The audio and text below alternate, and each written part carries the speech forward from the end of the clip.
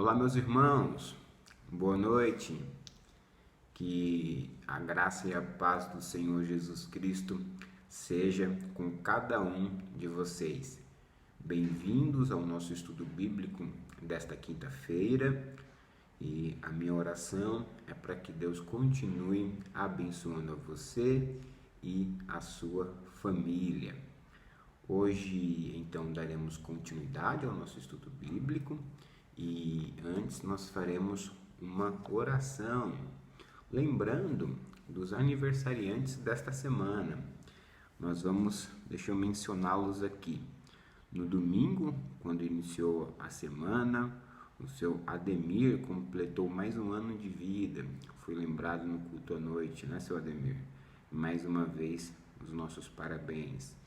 No dia 12, na segunda-feira, então, João Pedro Braga Custódio também completou mais um ano de vida. Dia 13, sua irmã Wanda Emerick completou mais um ano de vida. Dia 16, amanhã, a Clara Azevedo Cruz, olha, Clara completará mais um ano de vida. E no sábado, nós temos dois aniversariantes, Franlino Pereira de Souza e Thales Pietro de Sena. Então, as nossas felicitações e abraços a esses queridos irmãos, que Deus continue abençoando a vida de vocês. Nós oraremos por vocês agora e oraremos também pelas famílias que estão no calendário de oração hoje, dia 15 de outubro de 2020. Nós temos duas famílias, meus irmãos. Temos a família do irmão João Joaquim de Lima, com o Jefferson, o Bruno, o Vinícius e a Ediledima,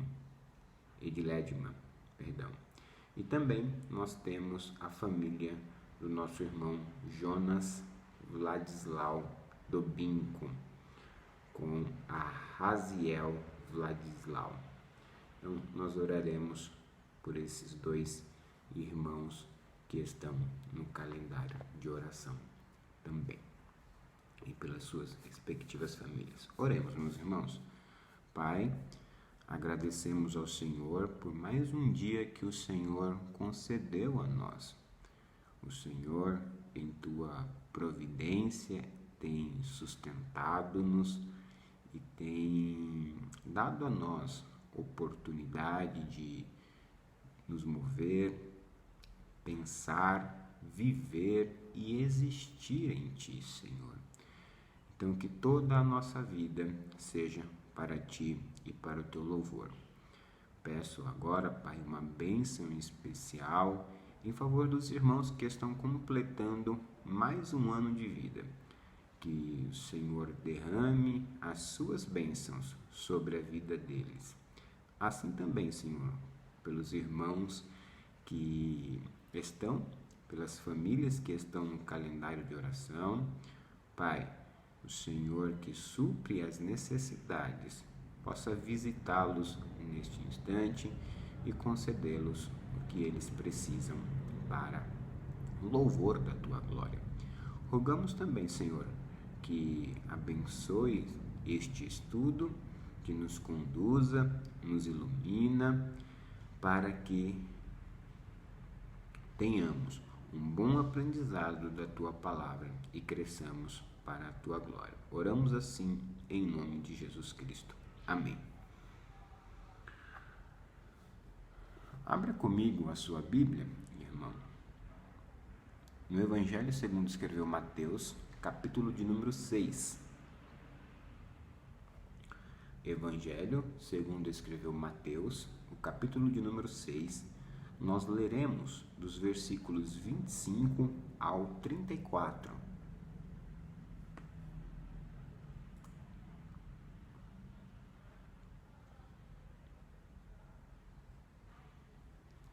Diz assim: Por isso vos digo, não andeis ansiosos pela vossa vida, quanto ao que haveis de comer ou beber, nem pelo vosso corpo, quanto ao que haveis de vestir.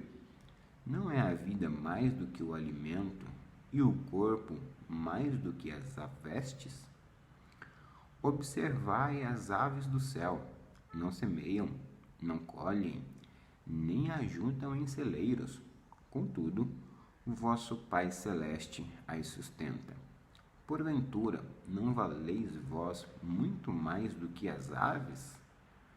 Qual de vós, por ansioso que esteja, pode acrescentar um côvado ao curso da sua vida?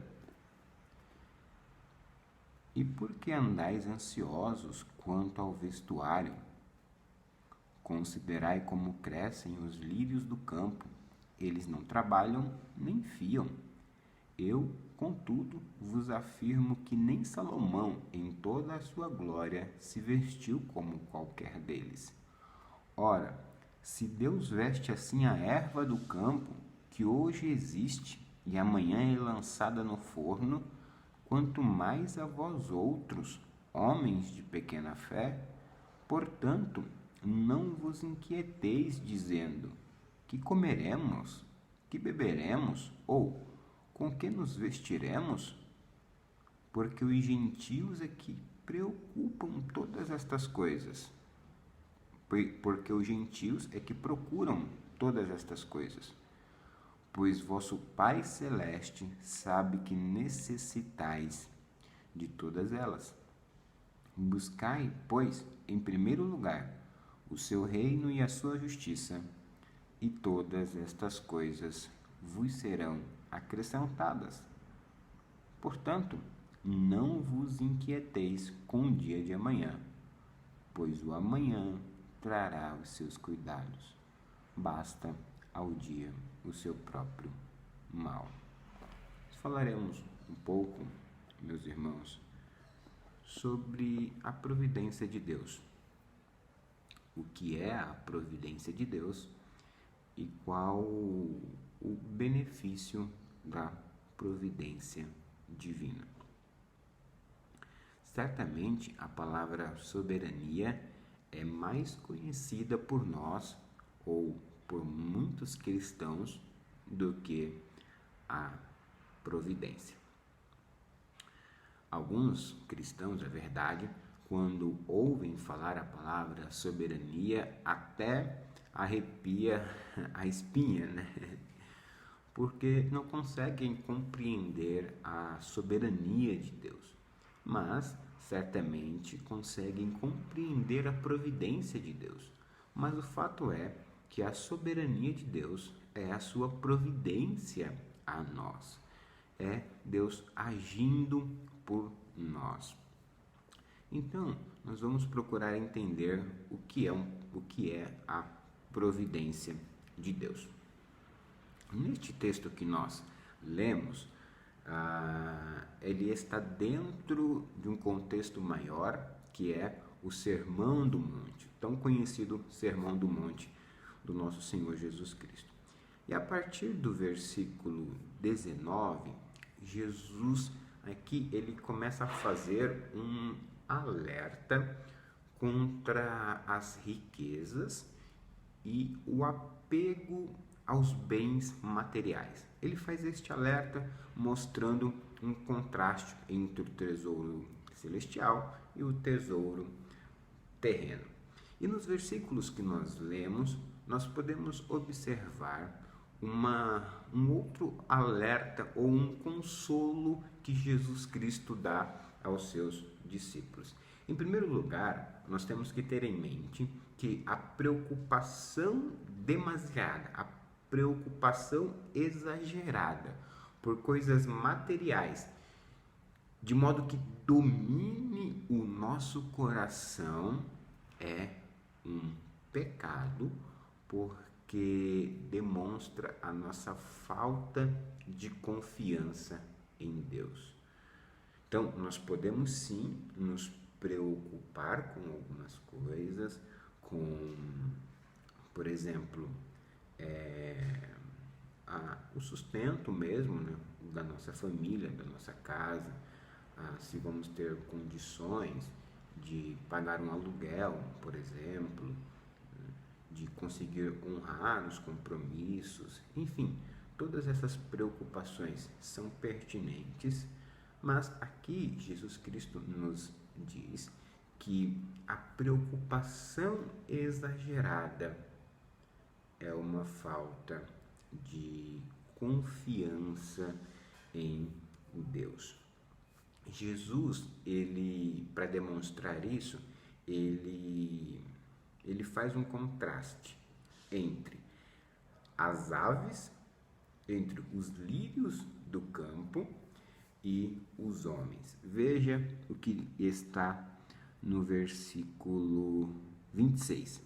Observai as aves do céu, não semeiam, não colhem, nem ajuntam em celeiros, contudo, vosso Pai Celeste as sustenta.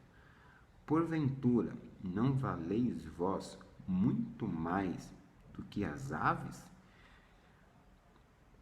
Então, Deus dizendo que em sua providência é Ele quem sustenta as aves do céu.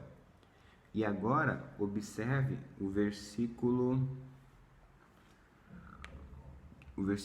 28. E por que andais ansiosos quanto ao vestuário? Considerai como crescem os lírios do campo. Eles não trabalham, nem fiam. Eu, contudo, vos afirmo que nem Salomão, em toda a sua glória, se vestiu como eles. Observe então, meus irmãos, o cuidado providencial de Deus para com as suas obras, que, se comparadas com o homem, são de menor grandeza, de menor importância. As aves do campo, as aves, os lírios do campo, evidenciam o cuidado providencial de Deus, que dirá então de nós, que somos suas criaturas, imagem e semelhança de Deus. E mais, nós como filhos de Deus que somos, né? Em Cristo Jesus nós nos tornamos filhos de Deus. Então, por isso, ainda mais nós somos frutos do cuidado providencial de Deus. Bom, mas então, o que é a providência de Deus? A providência de Deus, meus irmãos, nada mais é do que o cuidado de Deus. É Ele cuidando e preocupando-se com os detalhes mesmo da nossa vida. A providência de Deus é a capacidade de Deus, além de cuidar, prover com o seu cuidado o que virá a acontecer e a provisão daquilo que nós precisamos. Veja, aqui o que está no Salmo 68, versículo 10. Salmo 68, versículo 10.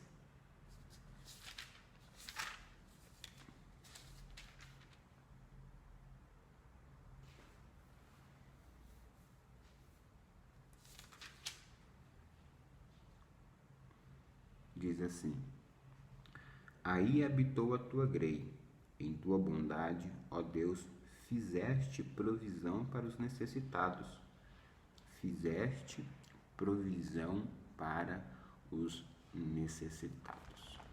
A providência de Deus, então, é a Deus prevendo, certo? Mas provendo o que nós precisamos. Assim como Deus proveu um cordeiro para Abraão quando ele iria sacrificar o seu filho Isaque, você conhece esta passagem que é uma prefiguração do próprio Cristo Jesus, né? Deus também provê a nós o que nós precisamos. Agora veja, há dois aspectos da providência de Deus que nós precisamos ressaltar. Porque de fato nós pensamos na providência de Deus, e isso é a providência de Deus, com alguns aspectos da nossa vida diária. Por exemplo, um pneu do, um pneu do carro furou e chega alguém para socorrê-lo. Você pensa, isso é a providência de Deus, né? Ou então um dinheiro que você precisava para quitar um dos seus compromissos, ele de forma providencial chega na sua conta, alguém lhe paga, enfim, de alguma maneira, e você vê isso como providência de Deus. De fato, isso é a providência de Deus. Quando, por exemplo,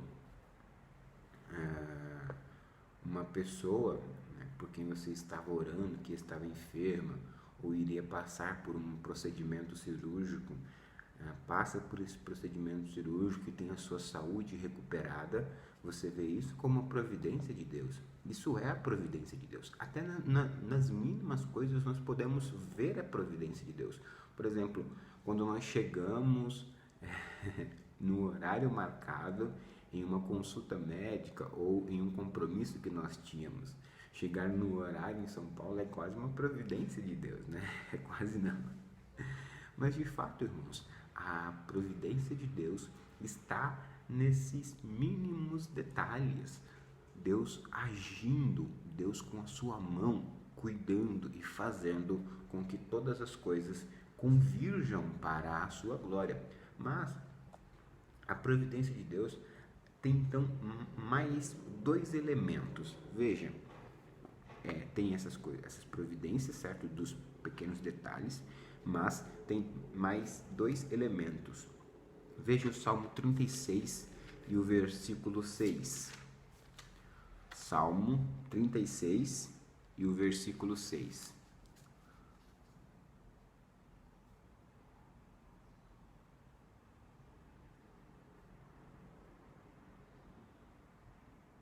Diz assim: a tua justiça é como as montanhas de Deus, os teus juízos como um abismo profundo.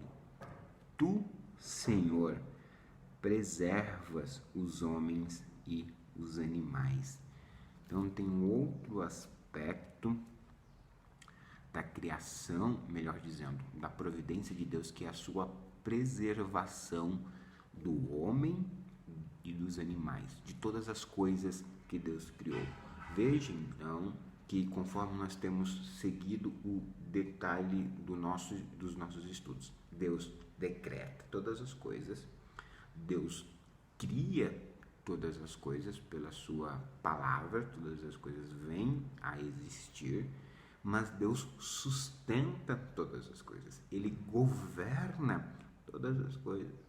Não há conforme pensa uma corrente filosófica, por assim dizer, e até de crença, que é o deísmo, que Deus criou todas as coisas, de fato, Deus criou o mundo, a primeira causa, mas deixou que o mundo fosse governado pelas suas próprias leis.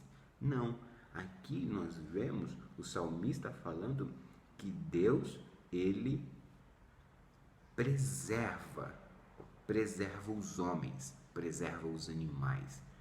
Deus no controle da história. Mas há um outro aspecto além da preservação. Veja o Salmo 67 e o versículo 4.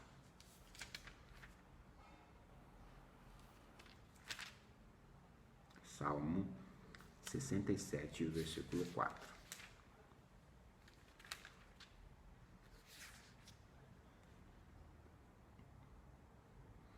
Alegrem-se e exultem as gentes, pois julgas os povos com equidade e guias na terra as nações. Então, a providência de Deus também é o governo de Deus como um justo juiz sobre os homens. Olha o que ele diz aqui: ele julgará os povos com equidade e ele guia as nações. Veja então o que diz o nosso breve catecismo de Westminster e a pergunta de número 11 que nós estamos estudando hoje. Pergunta: quais são as obras da providência de Deus? A resposta: as obras da providência de Deus são a sua maneira muito santa, sábia e poderosa de preservar e governar todas as suas criaturas e todas as ações delas. Então nós temos o cuidado de Deus, nós temos a preservação de Deus e nós temos o governo de Deus como sendo obras da providência de Deus. Mas, queridos irmãos, a providência de Deus não é um elemento, não é uma obra graciosa de Deus que nos leva à inércia.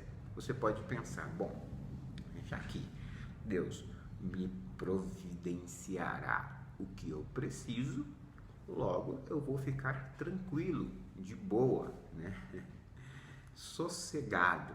Não, queridos irmãos, a providência de Deus não nos deve levar à inércia, não deve conduzir-nos a uma vida de ociosidade. Veja então que os extremos são rejeitados, certo? Jesus, ele rejeita a preocupação demasiada, aquela preocupação com o que haver de comer, com o que haver de beber, com essa preocupação, né, exagerada, Jesus rejeita, e também a própria ideia de inércia, de não fazermos nada, é rejeitada pela Escritura. A providência de Deus mostra o caminho pelo qual nós devemos seguir, mas não mostra os detalhes. O que guia o cristão, veja, isso aqui é importante, né? Porque o que guia o cristão é a palavra de Deus e não a providência de Deus. Porque a palavra de Deus é que é a regra, a nossa regra de fé, conduta, nossa regra de fé e prática. Nós somos guiados pela providência de Deus. Mas, sim, o que guia-nos, o que nos move é a própria Escritura, é o que Deus já revelou. Então, veja que o cristão ele não deve ser regido pelas providências. Por exemplo, pode acontecer coisas boas e ruins em nossa vida, e nós temos ali duas situações que podemos escolher, certo? Uma boa e uma ruim. As duas são providências de Deus. Você pode escolher a ruim, mas veja que o que deve guiar o cristão é a palavra de Deus para escolher as coisas boas. Então, meus irmãos, tendo esta certeza de que a providência de Deus é o cuidado de Deus, é a preservação de Deus, é o governo de Deus, nós devemos pensar qual é o benefício da providência de Deus, né? O que então nós ganhamos com um Deus tão providente assim? Eu me admiro bastante de um documento de fé chamado Catecismo de Heidelberg. Westminster já é um pouco difícil para falar, imagine Heidelberg, né? Mas o Catecismo de Heidelberg é um documento de fé elaborado na Alemanha um pouco antes, na verdade bem um espaço de tempo até razoável antes do breve catecismo de Westminster. E esse catecismo ele é muito pastoral, ele tem uma visão mais pastoral. E a pergunta 27 me chama muito a atenção mesmo. Veja o que diz aqui, eu quero ler para os irmãos, para que os irmãos pensem sobre isso. A pergunta 27 diz assim: o que você quer dizer com a providência de Deus? Resposta: é a força toda poderosa e presente com que Deus, como se fosse por suas mãos, sustenta e governa o céu, a terra e todas as criaturas, de modo que as ervas e plantas, a chuva e a seca, os anos frutíferos e os estéreis, o alimento e a bebida, a saúde e a doença, a riqueza e a pobreza, e todas as coisas não nos vêm por acaso, mas de sua mão paternal. Eu acho isso belíssimo mesmo, irmão. Muito, muito belo. Veja, ó, a chuva e a seca, os anos frutíferos, os infrutíferos, o alimento, a bebida, a saúde e a doença, a vida, o luto, a riqueza, a pobreza. Todas estas coisas, irmãos, vêm da mão paternal de Deus.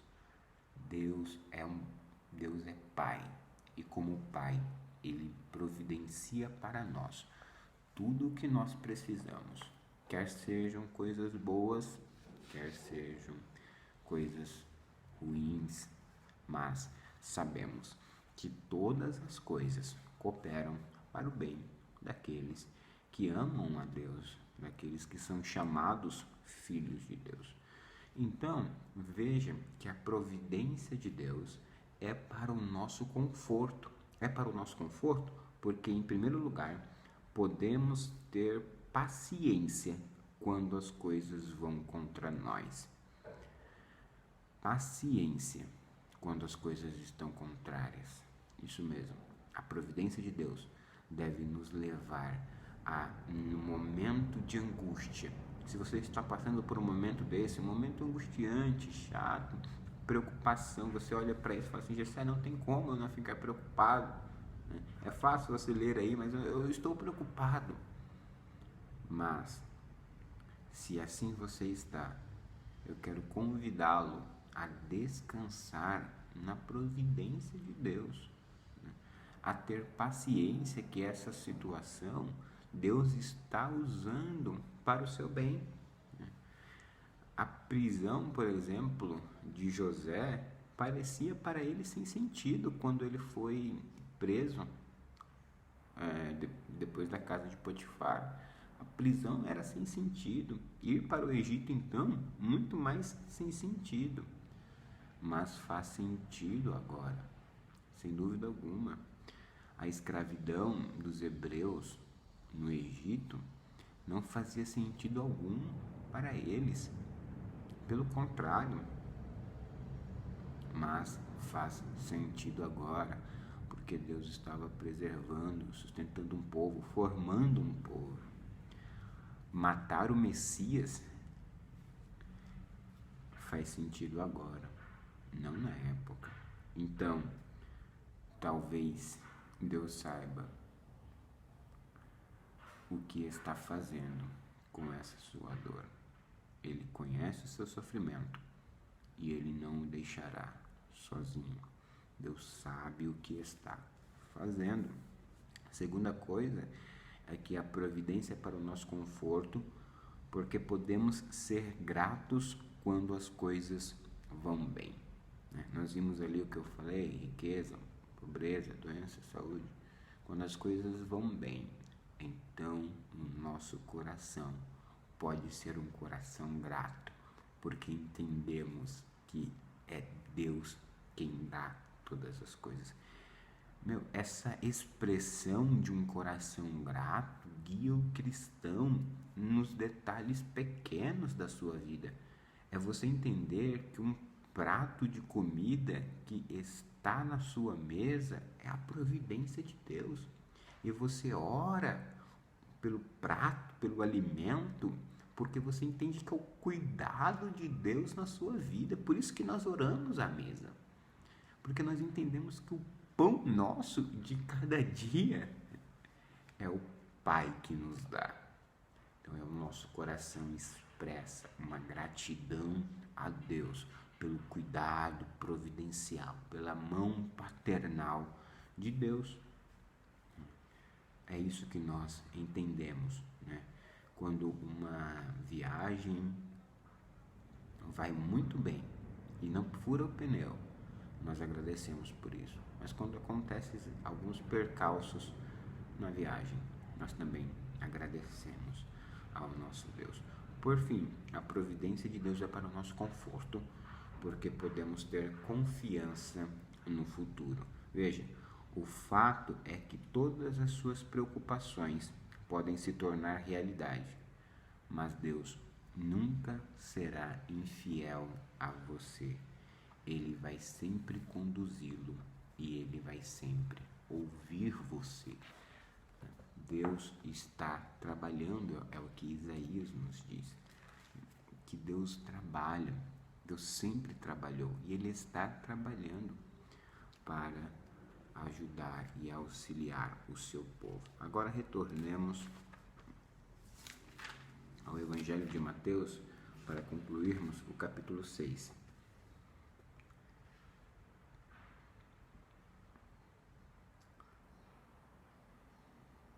Versículo 31. Portanto, não vos inquieteis dizendo que comeremos, que beberemos ou com que nos vestiremos. Porque os gentios é que procuram todas essas coisas. Pois vosso Pai Celeste sabe que necessitais de todas elas. Vosso Pai Celeste sabe que necessitais de todas elas. Nós já vimos que Deus não apenas sabe, prevê que você precisará, mas Ele provê o que você precisará. Buscai, pois, em primeiro lugar o seu reino e a sua justiça, e todas estas coisas vos serão acrescentadas. Todas as coisas, meus irmãos, que Jesus acabou de mencionar aqui, serão acrescentadas quando nós confiarmos plenamente nele. O alimento que precisamos, as vestes que necessitamos, a bebida que carecemos, tudo isso nos será providenciado, porque Deus sustenta os seus filhos.